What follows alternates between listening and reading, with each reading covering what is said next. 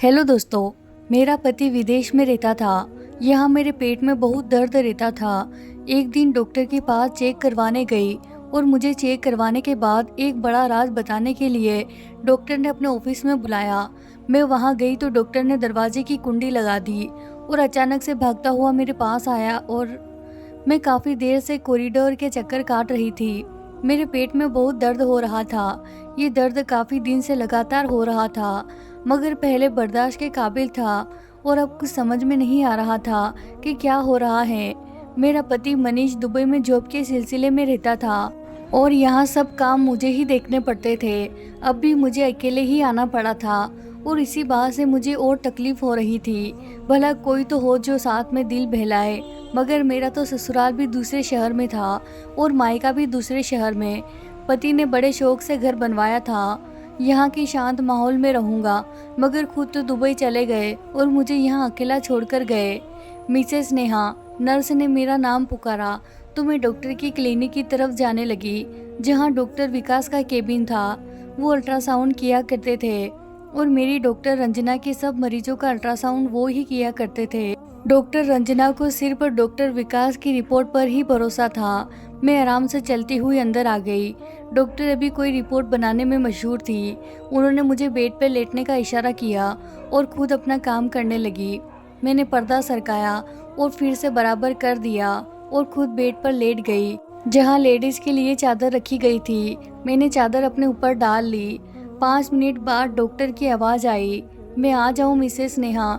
उन्होंने विनम्र आवाज़ में पर्दे के पीछे से सवाल किया। आ जाए डॉक्टर, मैंने आहिस्ता से जवाब दिया। डॉक्टर ने आते ही मशीन ऑन की और कुछ सेटिंग करने के बाद मेरी तरफ हुए और अल्ट्रासाउंड करने के साथ सवाल भी करते गए। लेकिन मैंने देखा कि अचानक उनके चेहरे की रंगत कुछ अजीब सी हो गई थी। अब वो मेरे सवाल के जवाब में सिर्फ हूँ हाँ करते जा रहे थे। उनके चेहरे पर जो चिंता के भाव थे, मैं तो काफ़ी घबरा गई।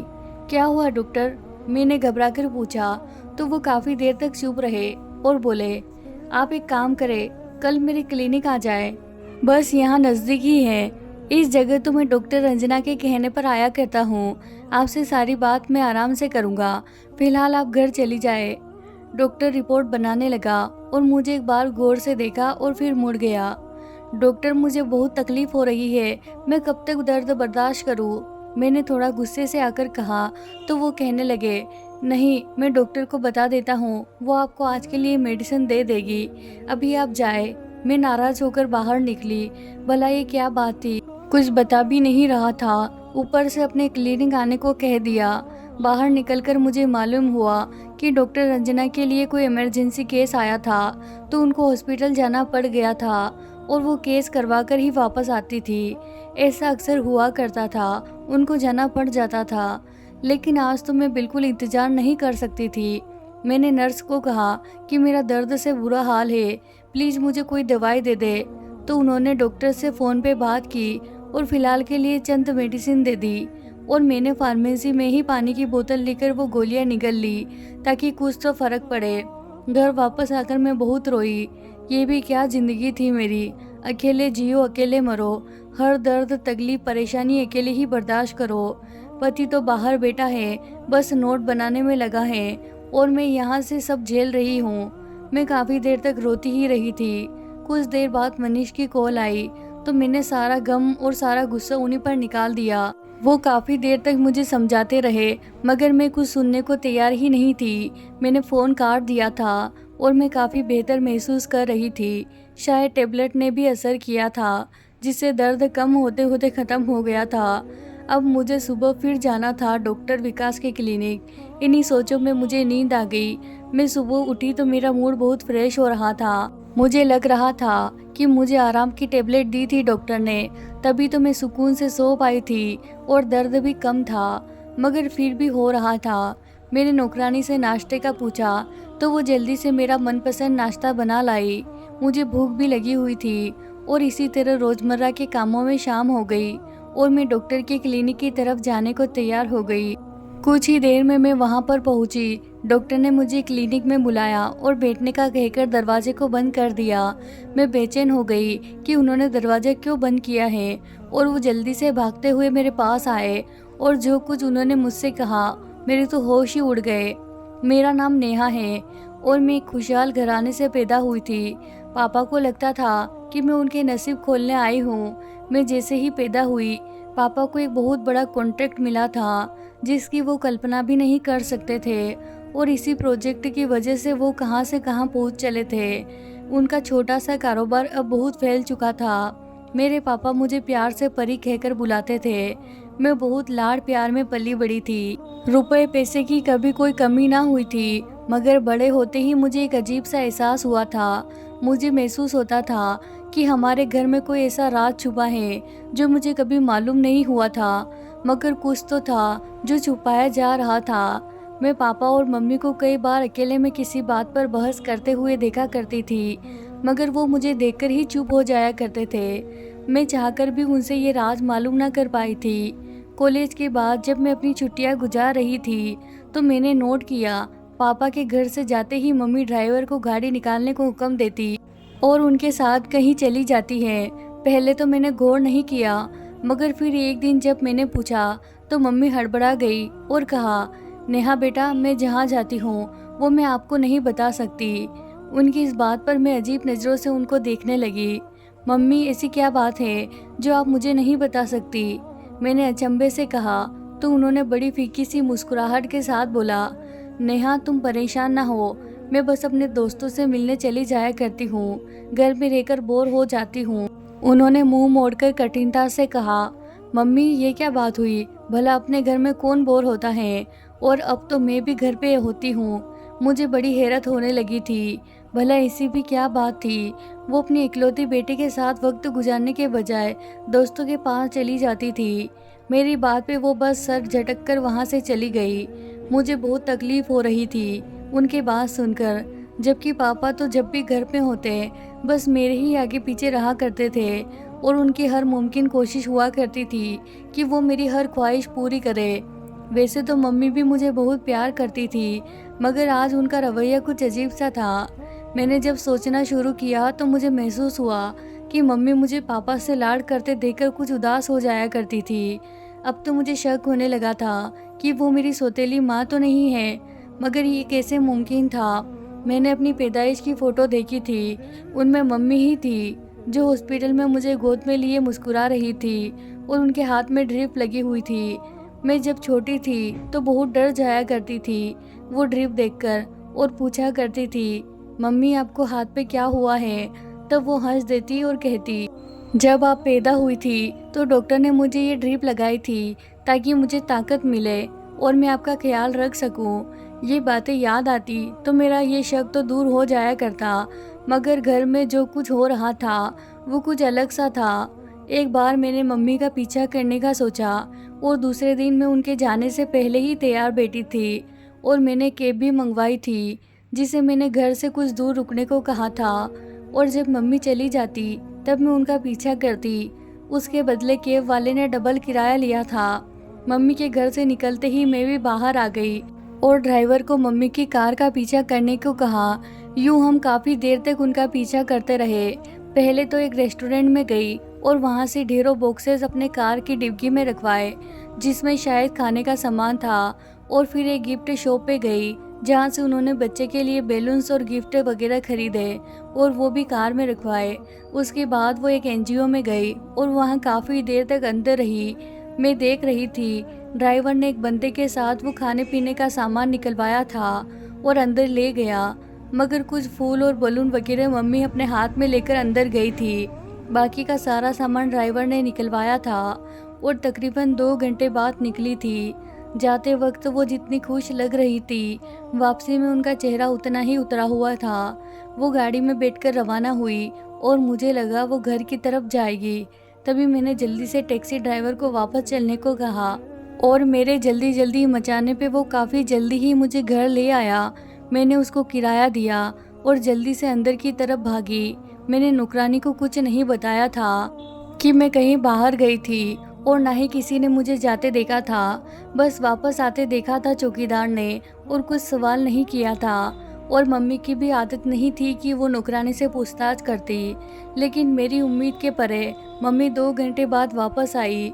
अब मैं पछता रही थी कि मैं इतनी जल्दी क्यों वापस आ गई। मैंने मम्मी की तरफ गौर से देखा, वो काफ़ी थकी थकी सी लग रही थी।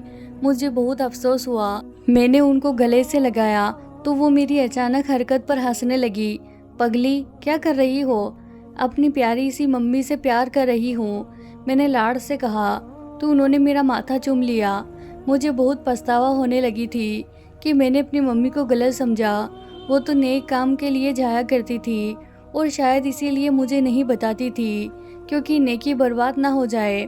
उस दिन के बाद मैंने उनका खोज खबर लेना छोड़ दिया। वैसे भी मेरी यूनिवर्सिटी में एडमिशन होने वाला था। मैं अपनी पढ़ाई के लिए बहुत सीरियस थी। अब मैंने आगे की प्लानिंग पे ध्यान देना शुरू किया था।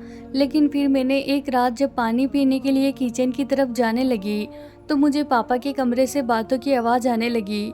वो बातों की नहीं, हमेशा की तरह बहस की आवाज़ें थी। मुझे जानने की इच्छा हुई तो मैंने दरवाजे से कान लगाकर सुनना शुरू किया। मुझे मालूम था कि ये बात ठीक नहीं है, मगर ये मेरे माँ बाप का मसला था और मुझे हर बात हर हाल में जाननी थी, क्योंकि वो हर वक्त ऐसे ही लड़ा करते थे। आखिर ऐसी क्या बात थी जो उनको सुकून से नहीं रहने देती थी? मुझे अब उनकी बातें सुनाई दे रही थी, बल्कि दरवाज़ा भी हल्का सा खुला हुआ था। मुझे वो दोनों दिखाई भी दे रहे थे। मैंने मम्मी पापा से उलझते हुए देखा था और पापा बिल्कुल नाम में गर्दन हिलाए हुए जा रहे थे। ये नामुमकिन है सुषमा, मैं तुम्हें कितनी बार मना कर चुका हूँ, अब तुम भी ये बहस बंद कर दो। वो अचानक गुस्से में आ गए थे। मम्मी रोने लग गई थी। आखिर क्यों करते हैं आप ये सब? क्या मेरा कोई हक नहीं है इस घर पर? वो भी चिल्लाने लगी थी। मुझसे बर्दाश्त ना हुआ, मैं अंदर चली गई। बिना सोचे समझे मुझे देखकर उन दोनों का रंग उड़ गया था। मम्मी ने जल्दी से मुंह घुमाकर आंसू पोंछे और वॉशरूम की तरफ जाने लगी, जबकि पापा मेरी तरफ आने लगे। नेहा बेटा, आप यहाँ इस वक्त? पापा काफ़ी बौखला गए थे और मेरे कंधों पे हाथ रख के मुझे सोफे पर बिठाया। ये सब क्या हो रहा था पापा? आप लोग क्यों इस तरह से लड़ते रहते हैं? आज मैं भी सब जान लेना चाहती थी। कुछ नहीं गुड़िया, ऐसी कोई बात नहीं है, बस आपकी मम्मी की तबीयत कुछ ठीक नहीं है। मैं उनको यही समझा रहा था कि डॉक्टर के पास चलते हैं, मगर वो मान ही नहीं रही। अब देखो ना, इस बात पर मुझे गुस्सा तो आएगा ना? वो मुझे बहलाने लगे। पापा, क्यों झूठ बोल रहे हैं आप? मैंने उनके हाथ में अपना हाथ रखा तो वो नज़रें चुराने लगे। ये आज की बात नहीं है कि ऐसा हो रहा है। मैं रोज ही आप लोगों को झगड़ते देखती हूँ। मैंने महसूस किया मम्मी दिन ब दिन कमज़ोर होती जा रही है, कोई बात उनको खाए जा रही है। प्लीज़ आप मुझे सब बता दे। मैंने पापा को ये सब कह तो दिया था, मगर उनका उतरा हुआ चेहरा देखकर मुझे रोना आ गया। पापा, आई लव यू। मुझसे आप लोगों को यूँ उदास नहीं देखा जाता। प्लीज़ मुझे सब सच सच बता दे। मैं अचानक फूट फूट कर रो पड़ी और पापा ने मुझे अपने सीने से लगा लिया। मुझे महसूस होने लगा था कि उनके आंसू भी मेरे बालों पर गिर रहे हैं। मेरा दिल और भी दुखने लगा था। आज मैंने अपने हंसते मुस्कुराते हुए पापा को भी रुला दिया था।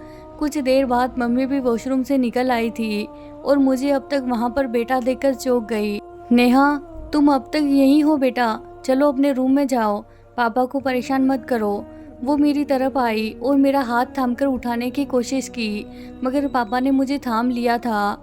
रहने दो सुषमा, अब हमारी बेटी इतनी समझदार हो गई है कि अपने माँ बाप का दुख समझ सकती है। पापा ने रुआसा होकर मम्मी से कहा तो मम्मी फिर से रोने लग गई और मैं बस हक्का बक्का उन दोनों को देखते जा रही थी। आखिर ऐसा क्या राज था कि वो दोनों रोए जा रहे थे? मेरे दिल में अजीबोगरीब ख्याल बढ़ने लगे और मैंने जल्दी से मुंह खोला। पापा, मुझे जल्दी से बता दे, मेरा दिल बैठा जा रहा है। फिर पापा ने जो बताया वो मेरे लिए बहुत बड़ा धक्का था। मैं सपनों में भी नहीं सोच सकती थी कि ऐसा हो सकता है। पापा ने बताया, मम्मी और पापा आपस में कजिन थे। उन्होंने अपनी पसंद से मम्मी से शादी की थी। वो दोनों एक दूसरे को पाकर बहुत खुश थे। फिर शादी के 3 साल बाद उनको एक बेटा पैदा हुआ, जो कि बहुत ही खूबसूरत और बहुत प्यारा था। वो मुझसे 5 साल बड़ा था। उन्होंने उसका नाम राहुल रखा था। वो जब पैदा हुआ था तो पापा ने बहुत बड़ा जश्न मनाया था। पापा के तो पैर जमीन पर नहीं टिकते थे।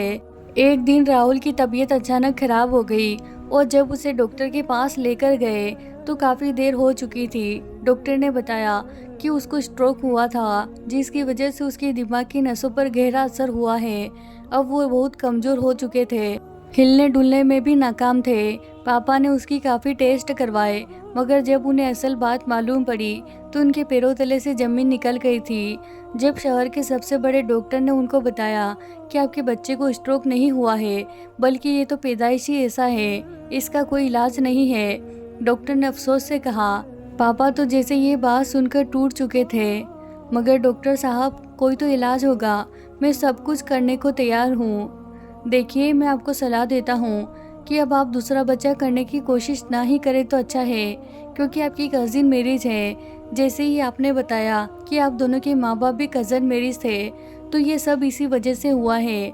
कज़न मैरिज अगर 3 नस्लों तक ट्रांसफ़र होती रहे तो कई कॉम्प्लिकेशंस हो जाया करती हैं, जैसे कि किसी को तो औलाद ही नहीं होती, किसी को होती है तो जिंदा नहीं रहती, या कोई दिमागी खलल या फिर कोई और बीमारी लग जाती है। आपके साथ भी बदकिस्मती से यही हुआ है। डॉक्टर की बात सुनकर मम्मी और पापा बिल्कुल टूट चुके थे। मम्मी तो बिल्कुल ख़त्म हो गई थी, सारा दिन बच्चे के साथ लगी रहती, उनको कोई होश नहीं था। उनके कपड़े कई कई दिन तक मैले हो जाया करते थे, मगर उनको कुछ होश ना होता था। राहुल जब 5 साल का हुआ तो अचानक माँ की तबीयत खराब रहने लगी, तो मालूम हुआ कि वो फिर से गर्भवती थी। पापा बहुत गुस्से में आ गए थे। उन्होंने वो बच्चा गिराने की बहुत कोशिश की, मगर मम्मी की जान को खतरा था और यूं मैं इस दुनिया में आ गई थी, और वो भी बिल्कुल सही सलामत। उन दोनों के दिल में जो संदेह थे वो सब अपने आप ख़त्म हो चुके थे। मुझे पाकर जैसे उनको नई ज़िंदगी मिल गई थी। मगर मम्मी अब भी राहुल के लिए बेचैन रहा करती थी, और उनका हल पापा ने ये निकाला कि उसे एक एनजीओ में भेज दिया। पापा ने उनको ढेरों रकम दी थी और भाई के लिए एक अलग से कमरा भी दिलवाया था और ज़रूरत की हर चीज़ मुहैया की थी।